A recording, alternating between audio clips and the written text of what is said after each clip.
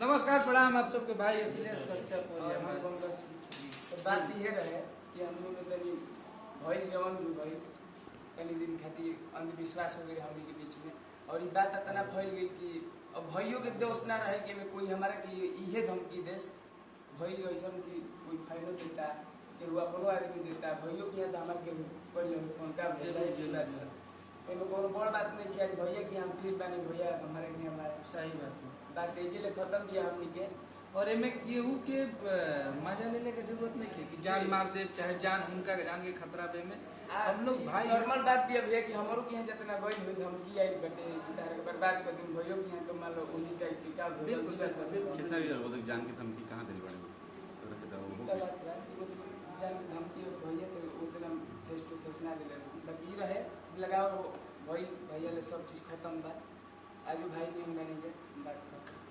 बिल्कुल। और ये घर का लड़का है हम लोग का, हमनी संगे सब कोई बाप चुनू भैया बानी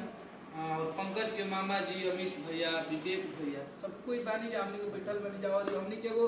परिवार हो और एकरा खातिर हम धन्यवाद देता नहीं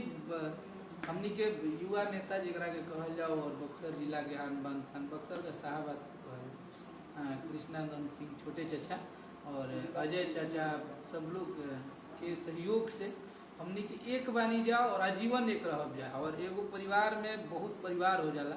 तो मैं खटपट होला तो बिल्कुल सब कुछ जब हो गया सब लोग सही है तो सही है। और ये भाई है इसको आप लोग सपोर्ट करिए और पंकज से हम यह कहब कि निमन गाओ मेहनत करो जरूर एक दिन कोनो दबाव नहीं है ना पंकज दबाव का बात एकदम ना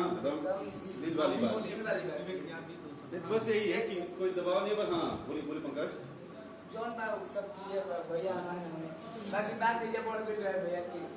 समझल ना भैया कि हम पहले ना हो गइल ना एकदम क्लियर हो भैया लोगों समझो कि केहू के धमकी ना देवल जाओ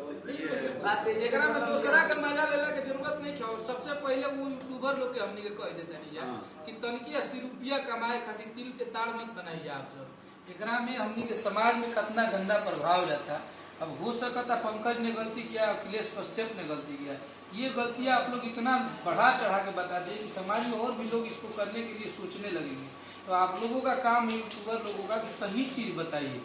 सबसे बड़ा बात होला कि माफी के स्वीकार कर जाला तो बहुत बड़ दिल होला।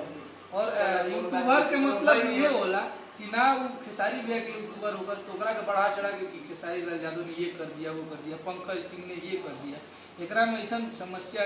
पैदा हो रही है कि दो परिवार अलग होत रहा छोटी छोटी बात के। पंकज के हम ये सोच के कबो लड़ाई झगड़ा ना कर रहे हैं। पंकज एक सुपरस्टार गायक है चाहे बहुत बड़ा, हम इनका आजीवन छोट भाई मन ले बनी और छोट भाई समझ के इनके संगे हम ले रही और जो लाइव में इनका पे हमला भई चाहे थप्पड़ के मतलब ओकरा खातिर फिर से सॉरी बोलत नहीं कि बिल्कुल ना हो के चाहिए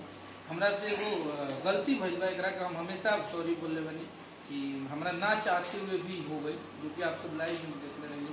ना हो। अभी सब बंद उन करके चुपचाप से लोग गाना बजाना चालू कीजिए, गाना वाना गाई जाओ। पंकज जो नया गाना होता साफ सुथरा बढ़िया वाला गाना है पंकज सुपर हिट। इतना जितना विवाद में पंकज का वीडियो चला है अगर उतना विवाद में अगर मिलियन व्यूज ना आए गाना में तो पंकज कुछ बच कर ले चलो बोलो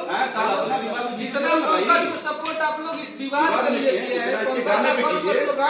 पंकज का गाना हिट करा दीजिए। जितने यूट्यूबर लोग हैं जितने लोग चढ़ाए इस भाई के गाने का प्रमोशन करेंगे उस दिन मुझे आप लोगों की मोहब्बत दिखेगा। इस भाई को आप लोगों ने इतना सपोर्ट किया। हर हर महादेव, जय हर हर महादेव।